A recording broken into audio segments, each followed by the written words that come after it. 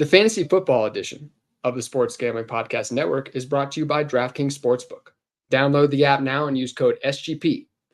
New customers can score $200 in bonus bets instantly when they bet just $5 on football, only on DraftKings Sportsbook with code SGP. We're also brought to you by Game Time. Snag the tickets without the stress. Use promo code SFBX on your first purchase to save $20. Download the Game Time app and use promo code SFBX. We're also brought to you by Underdog Fantasy. Play the Underdog Fantasy Pick'em in college or NFL and win up to 20 times your money in one game. Use promo code SGPN at Underdog Fantasy for 100% deposit bonus up to $100.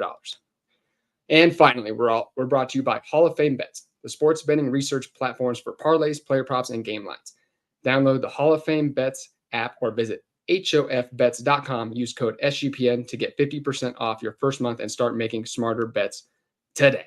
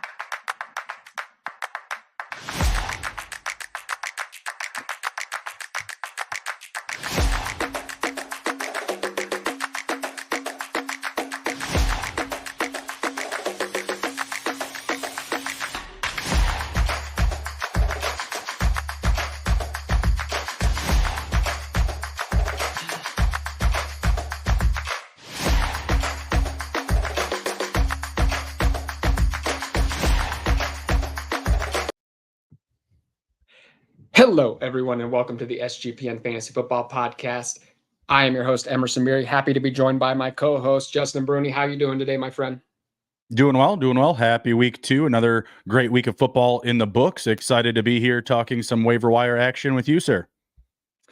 Absolutely. I just got back from my brother's little birthday dinner, have a couple whiskey sours in me, ready to talk some waiver wire action. Though it was another crazy week, Justin. We're going to talk about your Chicago Bears a little bit. I'll figure out, due to the Roschon Johnson hype, I'll figure out a way to slide him in here a little bit on that waiver wire show. My Kansas City Chiefs escaped with the victory. We'll dive into it, though, here on the waiver wire show. First up, or on the questions list here, Frank Billings from the SGPN Fantasy Football Discord asked, Nico Collins and Tank Dell are available on the waiver wire. Should I target one over the other, and how much should I spend on each player? 12-team PPR league. Justin, I'll kick it over to you first, my friend.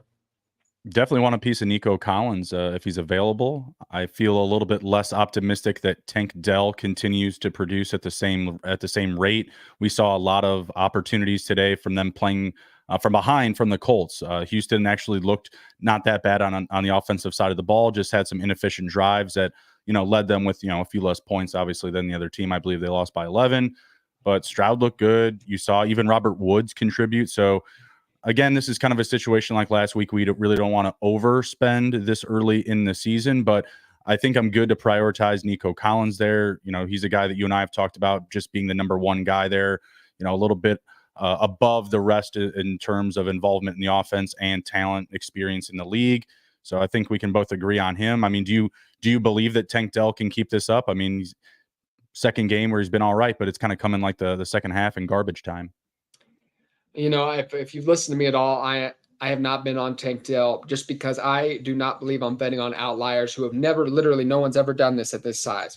So, betting on sporadic production, I counted on him having big games. He's a good football player. What I just question is whether that can translate to fantasy football, just because I don't know if it'll be consistent. I don't know if you'll be able to tell when it'll be able to come. He kind of reminds me, it's in the mold of, I always talk about like Dexter McCluster from my Kansas City Chiefs a couple years ago. Very good football player. However, you didn't know when to start him. You didn't know when that big game was going to come for him. So, I was hard, Dexter McCluster is a little maybe 6-7 years ago at this point, but he, it just kind of reminds me of that good football players who it's hard to tell exactly when to start. Nico Collins, much more of a prototypical build. It's been a little bit of a slow burn for us dynasty players, but he's only rostered, I believe, in about 55% of redraft leagues at this moment. And I think, unless you're starting 2 wide receivers and maybe just a single flex, I mean, I think, he should be rostered in nearly every league. He's 6'4", 215 pounds, and much more of a prototypical wide receiver build. I'm very excited about Nico Collins.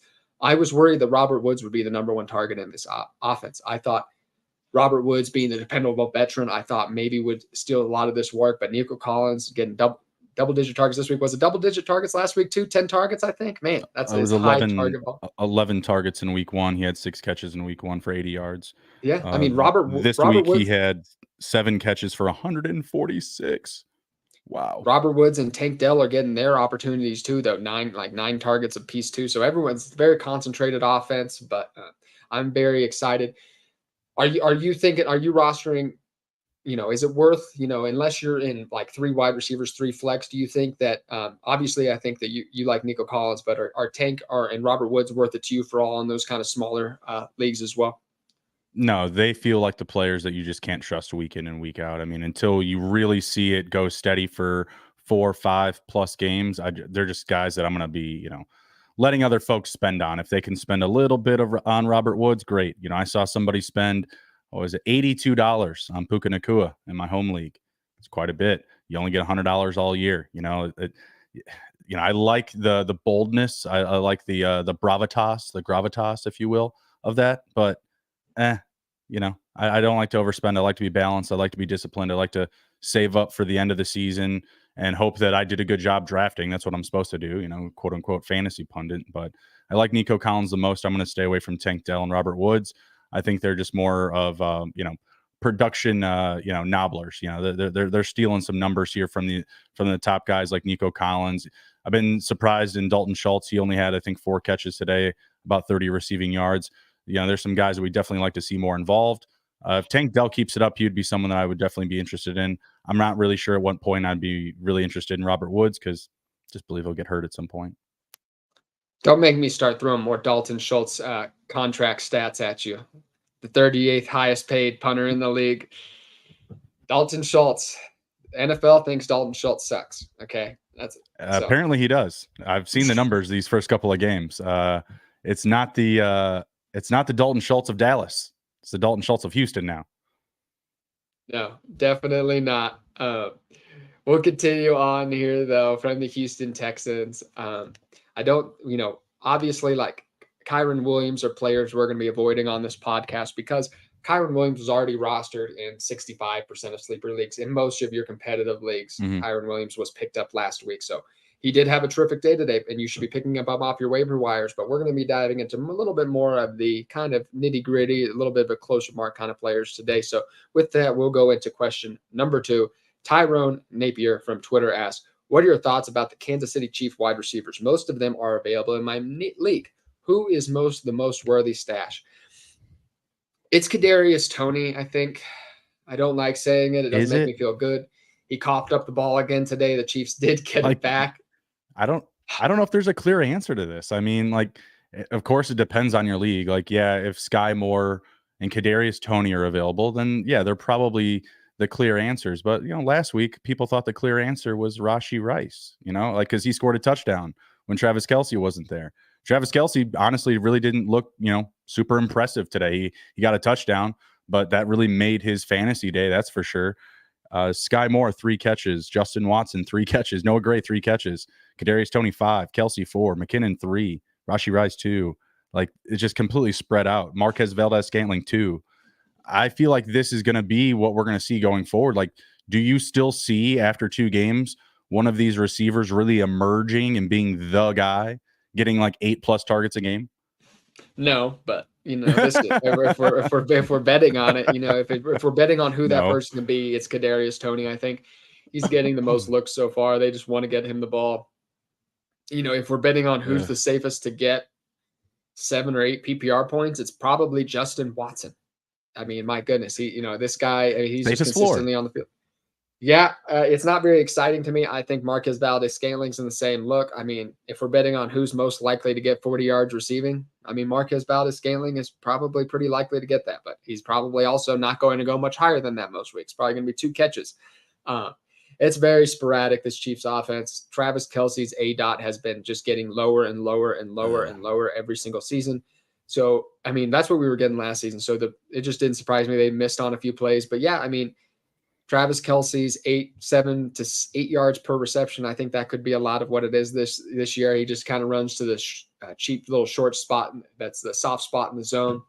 So it's going to be tough to trust any of these Kansas City Chief wide receivers. As a result, Tony, Sky Moore, and Marquez Valdez-Scantling would be my order, though. Would you have any differing order there? Probably just staying away from him. I mean, Kadarius Toney does not have sure hands. I mean, he dropped that important ball in week 1 against Detroit at the end of the game there.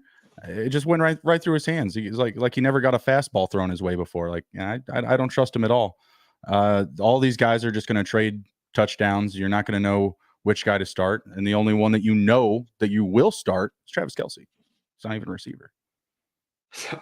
Yeah, it's hard to start anybody besides Patrick Mahomes and Travis Kelce right now. The running backs are a little bit of a mess too. I haven't really done. Yeah. It's hard to trust anybody right now. Like I said, Jerick McKinnon's going to have a role later on in the season. Hopefully Isaiah Pacheco needs to get a little bit more. The tackles were rough today. Gosh darn it. Maybe that's preventing a little bit of the run game. I think Jawan and our new left tackle. The left tackle for the former Bucks. Why am I blanking on his name? I'm a Kansas City Chief fan. He's brand new though. Anyway. Tristan Wirfs? No, he's on the Chiefs now. Oh, sorry. Besides the point, he's having a very poor season as well. So, damn. Chiefs, the tackles are a concern for me, and on the offense as a whole. Just before I do our last ad read here, I just want the Kansas City Chiefs are going to be a little bit different this year. I think I was pointing it out on Twitter today. It's not going to be this like, oh man, whoever the Kansas City Chiefs are, whoever's playing the Kansas City Chiefs defense, start them. And, we're going to get tons of points from the Patrick Chiefs as well. That's not going to happen this season. The defense, if you look down, I was saying it before the season, there is good players at nearly every single position on the Kansas City Chiefs defense. This is going to be a much better unit this year. So this week I started them over the Ravens defense. I picked up the Chiefs defense off of waivers, and I sat the Ravens over and against the Jags. That was bold, and I like it. Yeah. No, I think I got like 11 points or something like that. It wasn't bad. Yeah, no, Kansas City Chiefs defense have a good defense this year, so I'm excited about that. Combined with the lack of wide receivers, you're going to see some Chiefs in some more low-scoring games this year. Before we dive into our next set of questions, I just want to give one more shout-out to our friends over at DraftKings. We're back with another week of football, and DraftKings Sportsbooks is keeping us on the NFL action with great offers every single game day. New customers can bet $5 and get $200 instantly in bonus bets. Throw $5 down on any of this week's epic matchups to walk away an instant winner. And DraftKings isn't stopping there. All customers can take advantage of 2 new offers every game day this September. Talk about a lot. My favorite is always betting against the favorites in general. Just going up against, I'm a CU buff. I graduated from CU yesterday. I saw that line yesterday at 23.5.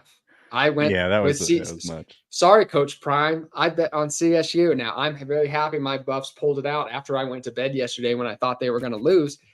However, I bet CSU, and I got that big money. Football's more fun when you're in the action, so download the app now and sign up with code SGP. New customers can bet just $5 to get $200 instantly, and it is the best way to bet. Only on DraftKings Sportsbook, an official sports betting partner of the NFL with code SGP. The crown is yours. Gambling problem? Call 1-800-GAMBLER. See DraftKings.com/sportsbook for details and state-specific responsible gambling resources. Bonus bets expire 7 days after insurance. We're also brought to you by Game Time, my favorite place to buy tickets. I was searching for a couple Kansas City Chief game tickets, going over to the usual sports tickets websites and getting very frustrated. They're not so transparent pricing and all of that, but Game Time does not leave you hanging. Buying tickets to your favorite event shouldn't be stressful. Game Time is the fast and easy way to buy tickets for all the sports, music, comedy, and theater near you. With killer deals on last-minute tickets and their best price guarantee, you can stop stressing over the tickets and start getting hyped for the fun that you're going to have. I bought my Chiefs Broncos tickets. I bought my Chiefs Patriots tickets already, and I am looking forward to watching them this season. Game Time, like I said, quick and easy and affordable. Flash deals and last-minute tickets. Easy to find and buy tickets for every kind of event in your area and images of the seat views. Forget planning months in advance. Game Time has the tickets right up to the event. Get exclusive flash deals on tickets for football, basketball, baseball, concerts, comedy, and more. The Game Time guarantee means you'll always get the best price as well. If you find tickets in the same section and row for less, Game Time will credit you 110% of the difference. Get images of your seat before you buy so you know exactly what to expect when you arrive as well. Tickets are sent directly to your phone so you never have to dig through your email. Definitely check out Game Time. Download the Game Time app, create an account, and use code SFBX for $20 off your first purchase. Terms apply. Again, create an account and redeem code CFBX for $20 off. Download Game Time today. Last minute, lowest price guaranteed. CFBX. All right, Justin. I heard you laughing a little bit about the CU game. Did you end up staying up for that last night? I did. I took them to cover the 17 live. So yeah, I didn't awesome. pick it before the game, but I was like, man, like they're keeping it close enough. They're playing like super physical, dirty, I dare say at times. So yeah, I was all over it live. Yeah, like I said, I always pick against those huge, Patrick Mahomes passing lines, probably another good bet under. But we'll keep it going on this waiver wire show, though. We're going. I knew we'd find a way to get your Bears in here. Steve Caprione from Facebook asked, the Bears deactivated Deontay Foreman from today's games. Roschon Johnson didn't do much this week, but that makes me think I can buy him for less. Is that true? How much fab is too much for him, and do you believe he'll take over the backfield soon? He is rostered in over 50% of sleeper leagues at the moment. So, odds are, especially if you're in a deeper league, he might not be on there. But if you are, in a lot of your home leagues, a lot of your office leagues, he might be available. Justin, as our Bears insider, the Bears fan, what did you see today? Because he was much more efficient. He is gaining momentum. Yeah. He's breaking tackles. It's looking good out there. What are your thoughts between him and Khalil Herbert? Taking over the complete backfield to himself, I think, again, is going to be tough. We talked about this last week. I talked about this with Andrew on our starter sit show on Thursday. It's just going to be a balance between whoever is starting. I don't think that Khalil Herbert or Roschon Johnson at any point will completely out-touch the other running back. I think that they're looking for a balanced approach.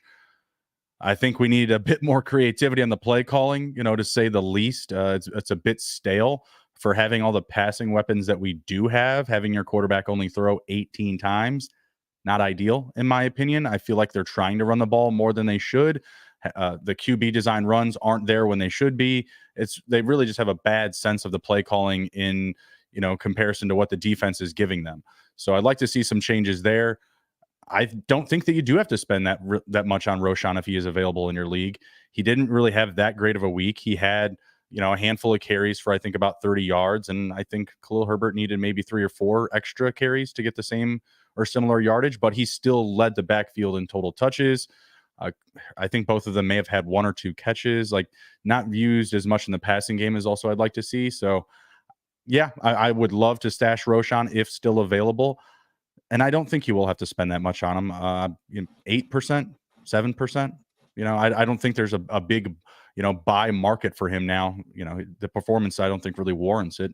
Just the fact that they did, in fact, deactivate Foreman. I think that's really the only signal there. And for all we know, he could be back next week. It's not like the Bears won or did anything amazing without him. Are you sure? Because the hype train around Roschon Johnson is at a fever pitch, and it's been there since April. You have guys like Jamie. He's not here right now. Where's Jamie at? If Jamie listens to this later, we're looking for you, Jamie. We're looking for the Roschon hype here. But it's like, I don't know. The Roschon Johnson hype is so much. I do think you are going to have to pay up for him if you are going to buy him, because I think, people are listening to their favorite fantasy analysts, and that guy loves Roschon Johnson. I promise you that. But we will answer the question for Drew L here. Should I trade Lamar and Evans for Fields and Diggs? No. I was going to ask you this is going to lead into our question. On a preface to this, are you still starting Justin Fields in regular 12-team 1-quarterback leagues? You need to probably look at some other options until some you waiver see wire them. options. Okay.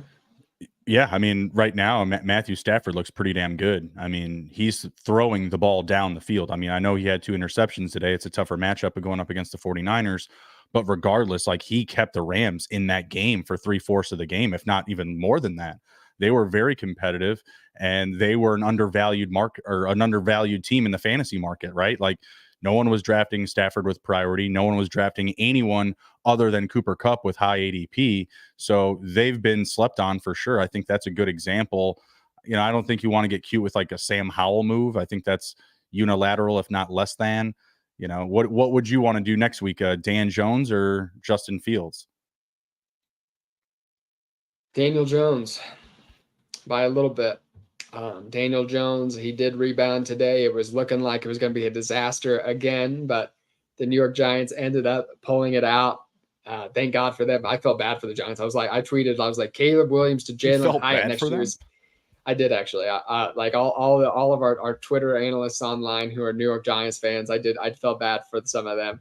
I tweeted out, I was like, Caleb Williams to Jalen Hyatt next season is going to be epic. No, like I don't think that'll be the case. So at one point I thought they were going to be down by 80-0 through 4 quarters. I was at about halftime. That was going through my head. Before we get too sidetracked, what's the deal on this trade? Lamar and Evans. I'm not trading Lamar and Evans. I'm not doing that. I agree. I think you're not gaining a lot. I think Evans is having a terrific season so far. Now, I think Diggs is going to start outproducing Evans, by a good, decent margin here. I still think Diggs is a wide receiver one. I don't think Mike Evans is a top 12 wide receiver this year. However, keep Lamar, hold Mike Evans for now because Lamar does have that upper tier quarterback play. Over to Smokey the Cat. What's up, guys? I received a trade request for London and DJ Moore, and I get Chase. To me, that's a smash trade. Thoughts? In redraft league? Yeah, any type of trade. In any type of trade, yeah. In any type, yeah. Chase has had a bad couple weeks. Rough couple weeks for Chase, but Burrow started off slow last season. I expect Burrow to get there. It's been an uncharacteristic 2 weeks. Gardner Minshew has outscored Joe Burrow through these first 2 weeks of the NFL season. I don't think anybody thought that. So Cincinnati's offense is going to get there. I think they're just too good not to. Jamar Chase as the 1-1 when I was preaching that at the beginning of the season, that's probably going to end up being retweeted by Fantasy Receipt. What's going to get more retweets on that? Your bald head after Deshaun Watson face plants tomorrow night? That wasn't hot. That was consensus. If I go down there, I was like, that was not consensus. You drafted Watson at QB6. That's not consensus. You drafted him a round ahead of where he should have. And then I drafted Jared Goff a round ahead of where he should have been drafted to prove a point. 3 rounds ahead. 3 rounds ahead of where he should have. Stop. Deshaun Watson ahead of Jared Goff was consensus. That was consensus. Yes. But you drafted him at 6 overall in a dynasty mock. That was where this started. Oh, yeah. That was the epicenter of this. I'm not coming off of it. I feel actually better about it now. 1 week into the season, I actually feel better. I feel great after today. Are you kidding me, pal?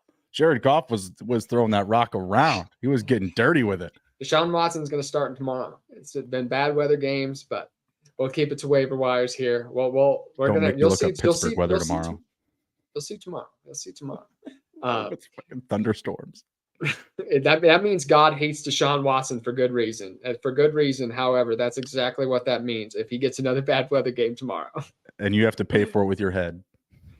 God, yeah, I should. Yeah, karma is going to get me. If anything will get me, it'll be karma. Before we keep it going, though, for more waiver wire questions, we're going to do our last shout out of the day to our friends over at Hall of Fame Bets. Win bigger by betting something smarter this NFL season with Hall of Fame Bets, the sports betting analytic platform for parlays, player props, and game lines. Research every NFL, NBA, MLB, and soccer bet with historical stats and data. Enter any parlay idea into Hall of Fame Bets' revolutionary parlay optimizer tool to get hit rates broken down by leg, as well as expected probability for the entire parlay. Sort all players by hit rate for any bet to learn which players are hot and which picks have value. Stop betting in the dark and join over 30,000 users researching with Hall of Fame Bets to craft more intelligent, data-driven parlays. Download the Hall of Fame Bets app or visit hofbets.com and use code SGPN to get 50% off your first month today. Start researching, start winning with Hall of Fame Bets. And finally, Underdog Fantasy has a way to play alongside your favorite football team all season long. You can win up to 20 times your money in a single game by going 5 for 5. It's a fantasy game, but you can win real money. So watch along, make your picks, and maybe make a little cash over on Underdog's mobile app or website, underdogfantasy.com. When you sign up with promo code SGPN, Underdog will double your first deposit up to $100. That's Underdog Fantasy, promo code SGPN. And if you are still listening, if you wouldn't mind, we would love if you would give a like, subscribe to our YouTube, Apple, or Spotify page. It really helps out a lot, and it means so much to us. It keeps us giving you this content every single week, so we really appreciate it. We're going to keep it going, though, here. Answered some trade questions, answered some waiver wire questions. Moving on. Rebecca Sanchez from Twitter asks, should we expect similar production from Cade Otton on a weekly basis? He's available on waivers, and I don't believe I'll need to spend a lot to get him, if not get him for free. 12-team PPR. I'll throw in another guy in this. Your boy, Cole Kmet, getting a fairly high target share in that low volume passing. I'll say, that's my question. That's my question. I wanted to get a look. I didn't get a chance to watch the Bears game today. I see a few targets for Cole Kmet. I just wanted to ask, what's your thoughts on Cade Otton first, and then maybe on your boy Cole Kmet, which I can tell by your facial expression. I think I already got it. I'm kind of interested in Cade Otton. He's playing a lot of snaps. I know in week 1 he played over 90%. He played well today. He brought in, I believe, 6 catches, tied the lead with Mike Evans. Obviously, a lot less yards, about 130 less receiving yards than Mike Evans. But Cade Otton, low A dot tight end, playing a lot, doesn't really have any competition for touches. I don't hate this. In most leagues, he put up at least 10 fantasy points today, 6 catches, 41 receiving yards. I think he's worth a stash. If you're hurting at tight end, if you're playing the game, this is a guy I'll throw on my bench and, see what happens, kind of play out the scenario. I guess you could kind of say the same for Cole Kmet if he's available. We saw Darnell Mooney leave the game with an injury. We're not sure what the severity is, even what the injury is. I think it's a knee injury is what I read.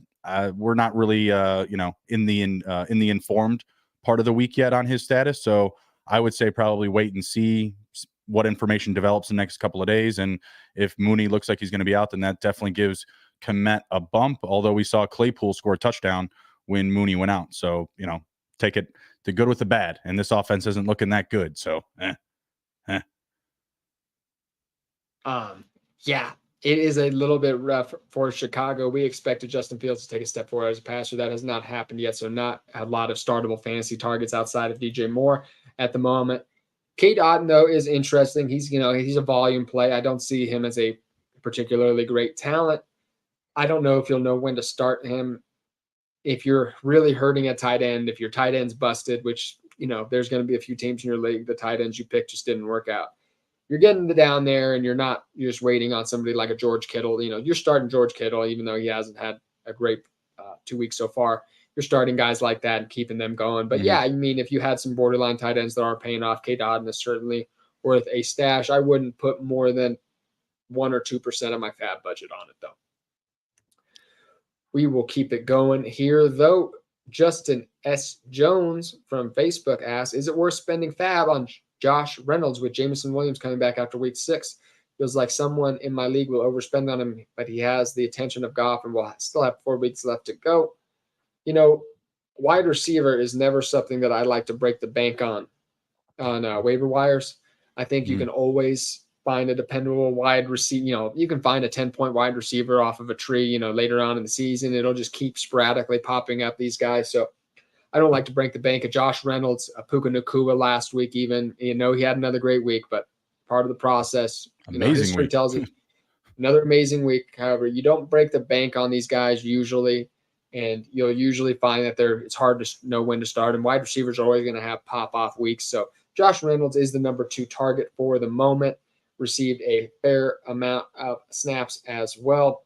I had actually everything right in front of me here. Yeah, big catch. Yeah, 2 scores as well. So super excited about Josh Reynolds, but relatively speaking, he probably borderline wide receiver 3 status until Jameson Williams returns. And I think Jameson Williams will make an impact on this team. I don't know if it'll be felt on fantasy as much as in real life, but I think he really is going to open up this whole offense. So I'm very excited about what Jared Goff can do later on as well. I think if you can get them for 5 to 7%, you're sitting fine. I don't think that hurts you for the rest of the year. If you need a receiver, Reynolds is going to play a lot until Williams comes back. That's a fact. He has a connection with Goff.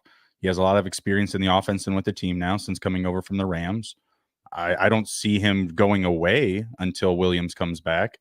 And who knows? It could be a situation, we've seen Puca Nacua now carve out a role for himself, it would appear. At least that's what all the reports are. Even when Cooper Kupp comes back, Puca is going to be a part of the offense and what they try to do. And this could be a similar situation, but obviously when Williams comes back, there's going to be less available target share, especially those high value targets down the field and potentially in the scoring zone. But I think until then, yeah, if you can pull it off for 5 to 7%, I don't think you're in trouble. It's a little pricey for me. Like I said, I like to hold it for those running backs. For example, if Tajay Spears is on a waiver wire still in your league, I think he's rostered in like 22% of sleeper leagues. Go get this guy, man. He got 8 carries, I think, today. I mean, if anything were to happen to Derrick Henry, this guy's going to be a workhorse. I'd rather spend the money on Tajay Spears today and wait for that production to potentially come than spend it on a wide receiver right now. That's just a little bit more my strategy. However, we'd be remiss if we didn't mention, as we kind of talking about Puca Nacua a little bit. Puca Nacua has obviously been picked up in every single fantasy league. Maybe besides a couple of leagues, maybe some really shallow leagues, and in which case, you can spend all your fat, you can spend 50, 60, 70% of your fab on them. However, Tutu Atwell is only 28% owned, 7 receptions for 77 yards. In week 1, he had the 3rd best overall PFF grade, wide receiver grade. He's had another terrific week this week. Would you think there's room for Tutu Atwell to also be productive in this offense? And do you see maybe is that going to end when Cooper Kupp returns? No, I think when Cooper Kupp comes back, it just makes the offense better. But again, you have to respect what Cooper Kupp brings, a demanding, control of the target share. So Tutu Atwell and Puca Nacua, those levels, they're going to come down. They have to. They just will. But that doesn't mean that they still won't be involved. I think, if anything, what we've seen thus far is we know that Van Jefferson isn't going to be involved, which is a little bit more shocking. Not seeing him or I guess he did have 1 catch today, 1 catch for 9 yards. Probably came in the 4th quarter because I didn't see very much of him all game long. And that was a little more shocking. A guy that has some experience playing alongside Stafford, some experience with the offense, kind of thought he was going to be the lead guy with Cooper Kupp gone. So I think when he comes back, yeah, the levels for these guys are all going to come down. But I do believe that owning Nacua is 100%. You have to do it at this point. Got 15 catches this week. My goodness. Most catches in the first 2 weeks of a receiver ever. Absolutely crazy. And yeah, Atwell, super efficient, 7 for 77. Put up a very good stat line in week 1. I started him this week, not in a winning roster, not a team that's going to win, but I started him. So hey, I like what I got out of it. But I think he's very good for now. Another similar situation to that Jameson Williams scenario when the big dog comes back, you're going to have to take a few less bites out of the bowl. Next, we're going to be moving on to a wide receiver. Miguel Espinosa from Twitter asks, is it safe to drop OBJ? I have not been impressed. Is that a relative of the Always Sunny in Philadelphia person? What's Ponderosa? If it's Ponderosa, that's it. Have you watched Always Sunny in Philadelphia? No. All right, never mind. You wouldn't get any of my funny references then, Justin. Whatever. I'm sorry. We'll skip it. I'm not gonna have a private joke with the listeners here, so we'll keep it going. The listeners know what I'm talking about, Marie Ponderosa. But anyway, is it safe to drop OBJ? I have not been impressed. So are you holding on to OBJ? What are your thoughts on maybe, and also, is there anybody, Zay Flowers, you're rostering him, Mark Andrews, is there any other Ravens pass catchers worth rostering? I don't know. Do you want to pick up Nelson Aguilar this week? Scored a touchdown. Yeah. No, I do not. Exactly. I'm good to drop OBJ. I think right now you want Zay Flowers, you want Mark Andrews. Until you see some type of injury happen to either of those players, I'm not sure you're investing in much more than that. Are you interested in Rashad Bateman still? Not really much going on there. No. I like Rashad Bateman, the talent, but just this passing attack is just not really what we anticipated. It was kind of a little bit what I anticipated, but this big step forward that we envisioned Lamar Jackson and the Ravens to attack, I don't think he can't get it done some weeks. He's thrown for 400 yards before in a game, but a lot of weeks, I just still think Lamar Jackson is not an advanced enough passer to, where this offense is not going to be running through his arm. They're not going to be, it's not like CJ Stroud threw the ball 46 times. We saw Robert Woods, Nico Collins, and Tank Dell all have like 9+ targets. That's not going to happen a lot for this Baltimore attack, especially, you know, with how much they like to run the ball, the good defense that they have. I just think that it's going to be hard to know who to start. Even Zay Flowers this season, I think Zay Flowers has a very bright career ahead of him, especially in dynasty leagues. However, in redraft leagues, you know, at least until maybe the second half of the year, I think you're going to have some boom and bust production. So just expect that. Mark Andrews, I'm not sure. You know, if we were redoing the drafts, I think you'd certainly take T.J. Hawkinson over Mark Andrews. Now, I know we've only seen Mark Andrews for 1 week, but that, you know, the Vikings throw the ball 50 times a game. You don't need T.J. Hawkinson doesn't need a 30% target share to be extremely productive. You know, he can be at 15, 20%. He's still getting a ton of targets. So it's just a little bit of a concern for the Baltimore passing attack in general. Zay Flowers is somebody who I don't think he's a must start next week even. But certainly, you know, if you have 2 or 3 wide receivers in the flex, I throw him out there. But I think he's more of a borderline wide receiver 3. And it just makes me a little bit nervous. You can definitely drop Bateman and OBJ in standard leagues. Any more thoughts on that? Only that I disagree. I think you should continue to start Flowers. I don't expect Nelson Aguilar to continue to steal production here. I think that if OBJ is hurt because he did leave the game, that can open up just more opportunities for Zay Flowers. He still had 11 targets week 1. I'm not going to overreact this week. If it isn't Aguilar stealing them, I can't talk today. It'll be OBJ 1 week. It'll be Rashad Bateman 1 week. It'll be heavy Mark Andrews 1 week. I just don't know about this passing attack sustaining multiple options. We feel like we were a little bit spoiled last year with Jalen Hurts. You know, we thought we knew what rushing quarterbacks. We thought we were like, you know, rushing quarterbacks have a hard time maintaining multiple fantasy receivers. Then we saw Jalen Hurts do it last year. And I feel like, you know, we just want to translate that over. And I think that might be a little bit hard for Lamar Jackson, but we will see. Like I said, Zay Flowers, very bright future. Up next here, we have Teresa Withers from the SGPN Fantasy Football Discord asks, do we think there will be a role for Latavius Murray? Is he worth rostering 12-team standard league? What are your thoughts? I'm just angry. Okay. I'm just angry about it. Like, Latavius Murray, go away, man. Like, come on, just bugger off. Like, you know, you're bothering me, man. Stealing red zone touches. James Cook was absolutely fantastic today. Continues to blossom as a young running back. We got Latavius Murray up in here stealing high value touches. Go away, sir. Go away. You want to pick him up? Yeah, sure. I mean, I guess he's worth a stash. You saw some usage from him today. Do you trust that will continue? I mean, they used him. They still use Dame Harris. I believe Dame Harris had a rushing touchdown as well. James Cook not getting a rushing touchdown is criminal. It's absolutely criminal, and it ain't right. It ain't fair. I'm not happy about it. You know, I want to be sad for James Cook. I've been very high on James Cook, but you know, it's relative. James Cook was never going to get that kind of stuff to me. So, you know, I think getting his touchdowns vultured is not surprising to me. I think that was always going to happen to James Cook, just his build. I was very happy to see him get 17 carries, though. That was awesome to see. But Damien Harris and Latavius Murray are the same player to me almost. I'd probably actually rather have Damien Harris just by a bit. He got 1 more rushing attempt today. Didn't get the 2 targets, though. But both guys just plotters, going to be taking maybe a little bit of heat off of Josh Allen this year and down at the goal line. Certainly going to be vulturing some of the work from James Cook as well. I mean, it just depends. Like, does a touchdown dependent running back have value in your lineup? I mean, yeah, it just depends on who you're starting. 3 flexes, maybe, sure. You know, if you're absolutely desperate at running back, but these guys are borderline RB3s unless anything happened to James Cook. And then in which case, I don't even think we've seen the Buffalo Bills are kind of like the Kansas City Chiefs. You know, if they don't see value in running the ball, they just won't do it. So if anything were to happen to James Cook, I don't even see a lot of standalone value for Damien Harris and Latavius Murray. I don't even think their value would go up that much. I think it would probably be similar stat lines, to be honest with you. So they're not priority ads for me. Either one worth 1 to 2% of your budget this week on the waiver wire. You know, just, you know, if you have a spot open on your roster, but they're not must ads in my opinion.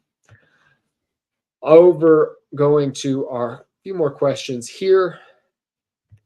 Dan Simpson from the SGPN Fantasy Football Discord asks, Jordan Love is still available on waivers. How much fab to spend, and what are your thoughts on him for the rest of the season? I'll add in another name here. I'll throw in another one, Baker Mayfield as well. Maybe compare these players. Is there any other hot waiver wire quarterbacks that you're thinking about adding this week? Yeah, I'll give credit where credit's due for Love. He looks like he has control of the offense. He's been delivering the ball down the field. There's some accuracy there. Again, you're seeing a few drives just, uncalculated, being ineffective, not being, necessarily disciplined with his throw. So there's still some rawness there, we'll say. But I think that he is more of a pickup candidate than Baker. I said last week on the show, yeah, you can pick up Baker and you can start him this week because he's playing the Bears. I'm very close to this situation. The Bears are bad. And I saw that defense in week 1. They were Swiss cheese again this week. Baker was a fantastic start to anybody that took that advice, but he is still not someone that I'm going to trust long term. I've seen what Baker is, and he is about to get ripe. Gives you a couple of good weeks, gives you a little bit of faith, something to believe in. It's going to come crumbling down at some point, and I don't want to be there when it does. So, yeah, I'll take Jordan Love right now. That offense is looking better than what I had anticipated. You saw Romeo Doubs doing it, or Dobbs doing it week 1. Now you see Jaden Reed doing it in week 2. They have some talent there. They're going to get even more when Christian Watson comes back. So I'll take Jordan Love. What to spend? Again, because me and Emerson, we're both not spending a lot. We're both not committing a lot of FOB early on. You're still in that 7 to 9% range probably. And, even that's heavy for me, especially a streaming quarterback. I think you can find those, another thing that's not, in one quarterback league, you can find that a lot of that, especially depending on your league. Jordan Love, though, been very efficient, 3 touchdowns games apiece, I think, in his first couple games here. So very impressed with that, definitely. And without Christian Watson, so that's very impressive too. So very excited to see what this offense can do back at full strength with Aaron Jones back in the fold too. So definitely some things to get excited about. Just an interesting note here as I'm looking at the stats. Hunter Henry must add 47% owned in sleeper leagues. Looking at the game tonight right now that is still live with 5 minutes left to go in the fourth quarter, 24-17 Dolphins. Hunter Henry, 6 catches, 52 yards, and a touchdown, 6 targets. My goodness. In my lineup, that's what I've been looking at this whole time. Watching this back and forth. Tua had thrown a pick on the previous drive, put the Patriots in scoring position. Stevenson just hit a touchdown. I had a bet and our prop for a Tyreek Hill and Ramondre Stevenson anytime touchdown. So just hit that. Very happy, very excited. Yeah, that's nice. I'm very excited about. I have Hunter Henry and a lot of leftover. I drafted Hunter Henry years ago. I was big on him. 10. So I have all this leftover Hunter Henry in dynasty leagues. Years and years I've had him. And nice. I'm finally we're here. So I'm very happy about that. I started starting him as well. So excited to see him doing well. We'll kick it over to these last couple questions here. Gregory Mathis from Facebook asks, it feels like it's safe to drop Antonio Gibson. Agree or disagree? And is there any, and I'll add on this part, is there any waiver wire running backs maybe we haven't mentioned yet that you're thinking about adding? I mentioned Kyron Williams, probably already taken. Tajay Spears is kind of a sleeper of mine. Any thoughts there as well? Trying to think of somebody that may have popped off this week. Obviously Jahmyr Gibbs is going to be owned a lot. No, it was light running back week, so I'd understand if you didn't have another name because I was trying to kick it over to get Zach Moss, another heavily rostered player, 55%. Yeah, he was picked up ahead. He was picked up ahead of this week. 45% is still a lot. So if you happen to be in those leagues, I would definitely pick him up. Roschon Johnson, that's a good 51%. Yeah. So so I understood there. I was just thinking if I was forgetting anybody. So yeah, but you're feeling good about dropping Antonio Gibson? I don't feel bad about it. I think if you can afford it in your league for a better player that's available, then yeah. He's not being used in the run game at all. He's barely being used in the passing game.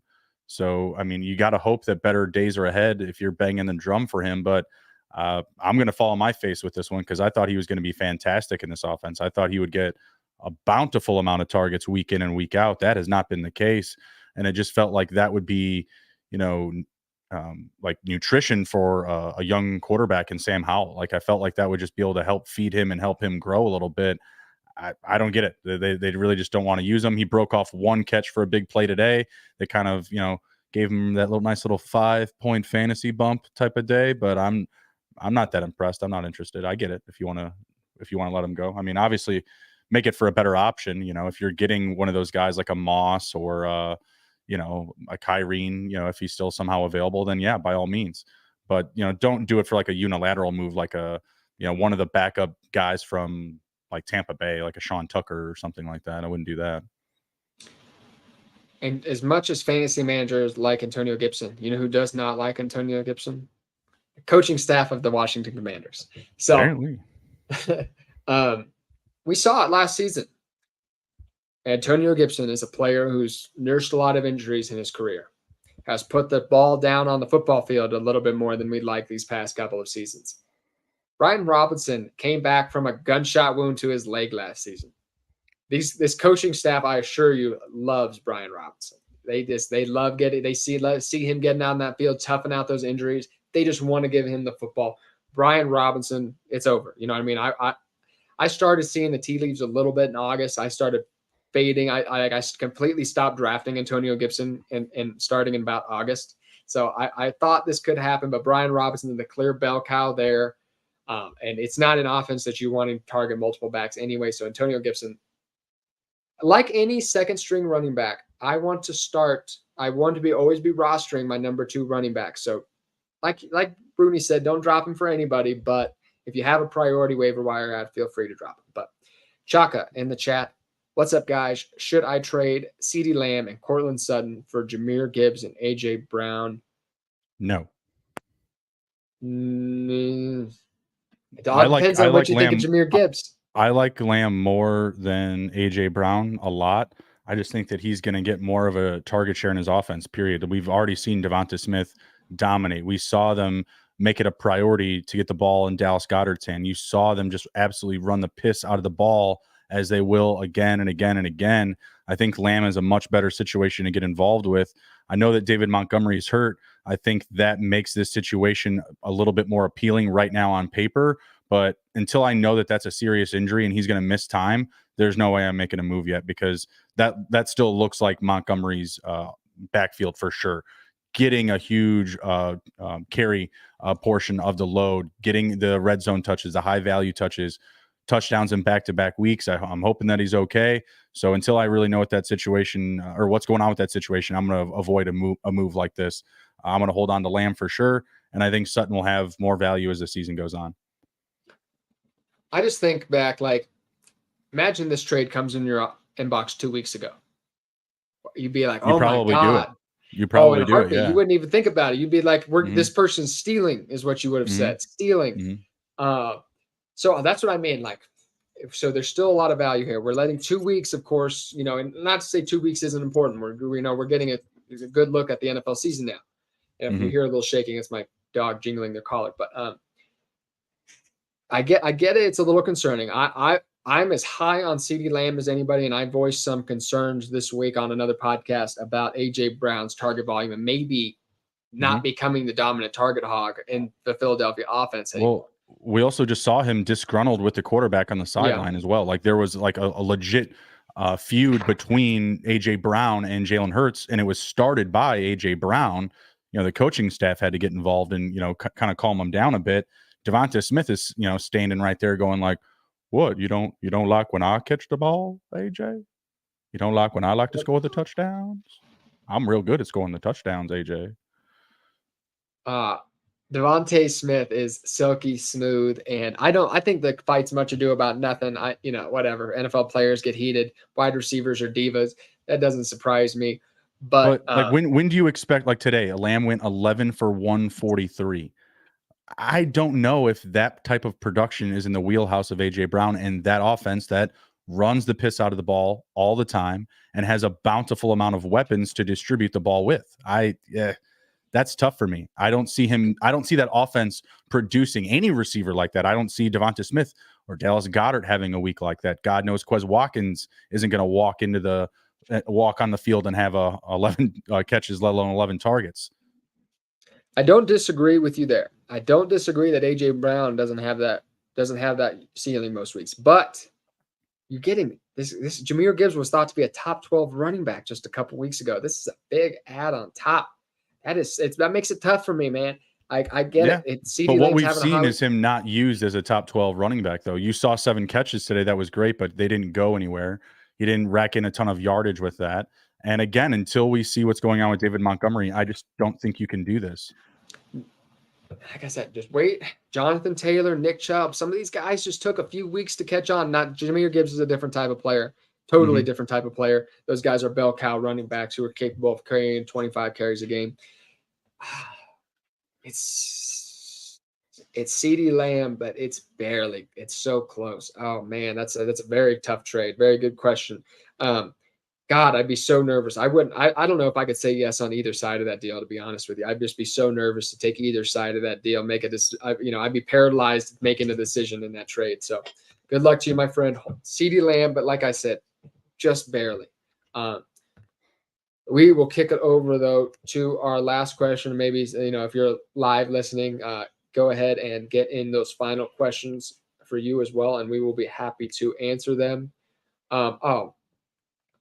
This is the easiest one of the day, but that's good. We'll finish it up here with it.